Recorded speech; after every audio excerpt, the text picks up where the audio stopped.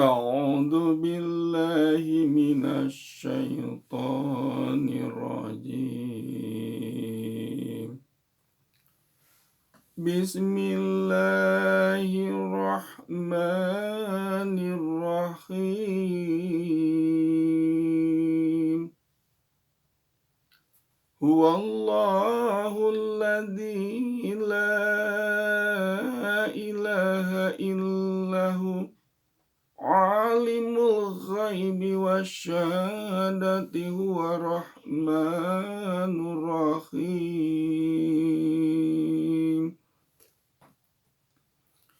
Huwallahul ladzi la ilaha illahu al-malikul qudusus salamul mu'minul muhaiminul azizul jabbarul mutakabbir.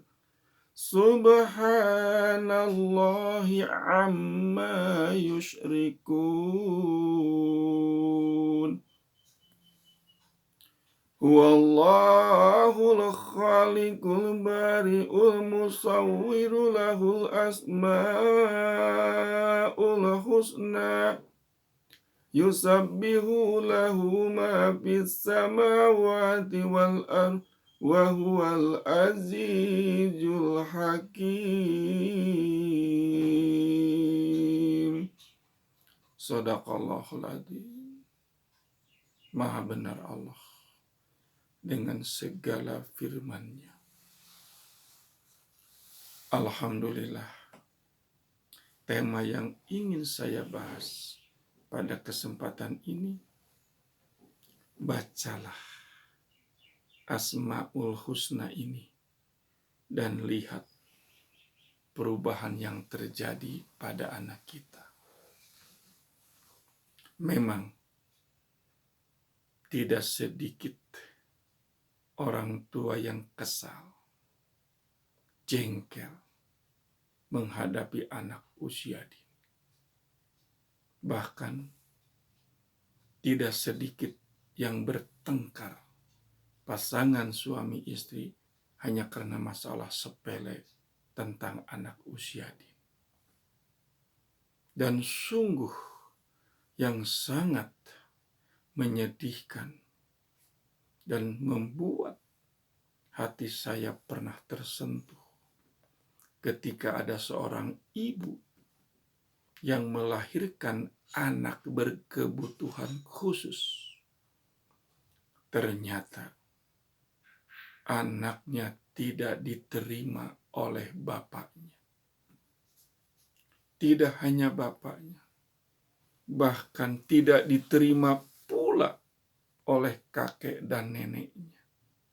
Bahkan mereka mengatakan, rasanya saya tidak pernah punya keturunan anak seperti itu. Inilah ujian yang betul-betul dirasakan oleh seorang bunda yang pernah saya bertemu di sebuah SLB di kawasan Cisarua, Kabupaten Bandung.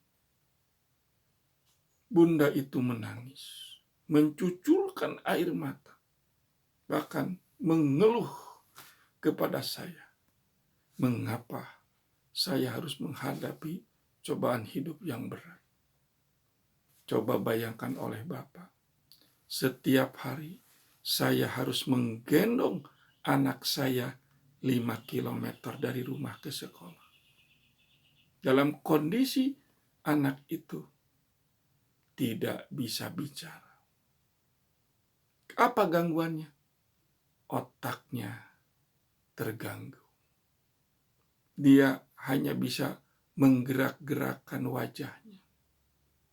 Bahkan kalau terus-menerus menggerak-gerakkan, keluarlah air liur. Maka sayalah yang harus segera membersihkan.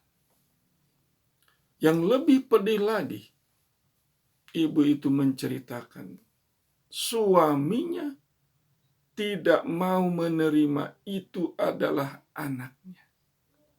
Karena dia merasa tidak punya keturunan anak semacam itu.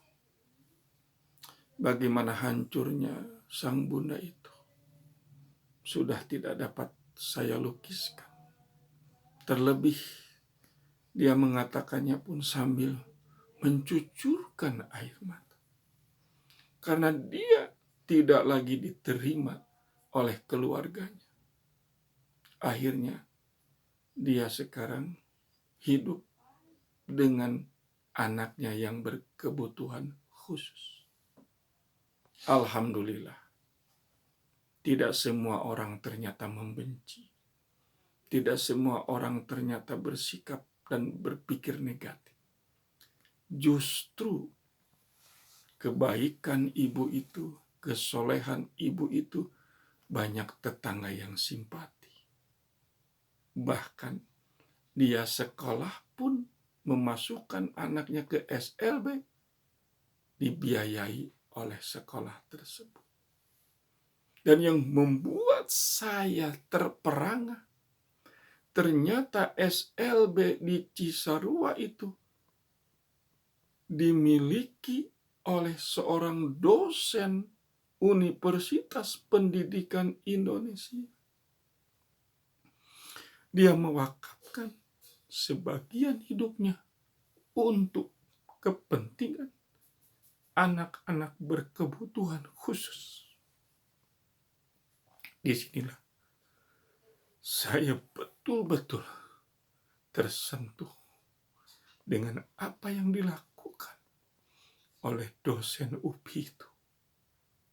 Semoga Allah memberikan dia rezeki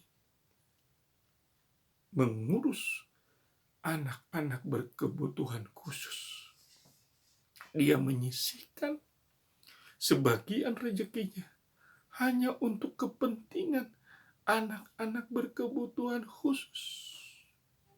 Luar biasa.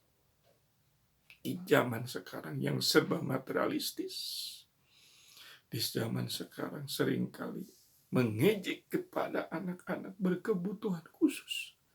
Tetapi sang dosen itu justru dia bertekad mewakafkan tenaga dan ilmunya untuk membantu anak-anak berkebutuhan khusus di daerah Cisarua.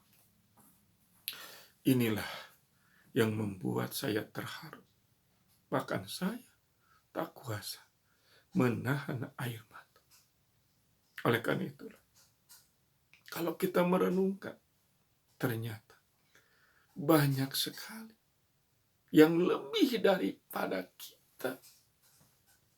Oleh karena itu, ketika kita dianugerahkan oleh Allah anak yang sempurna, alhamdulillah, karena ada ribuan anak-anak berkebutuhan khusus yang orang tuanya seringkali tidak kuat menghadapi ujian yang sangat berat.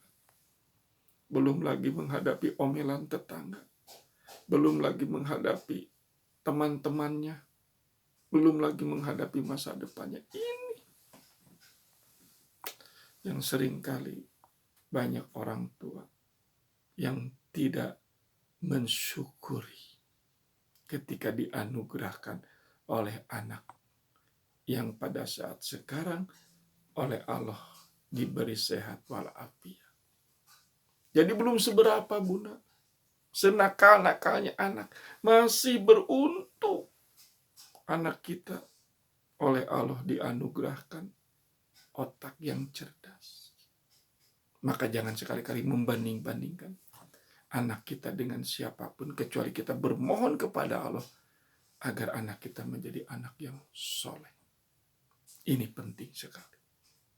Oleh karena itulah, ya, sesuai tema yang ingin saya sampaikan, tidak perlu kita menyesali apa yang sudah ditakdirkan oleh Allah kepada kita.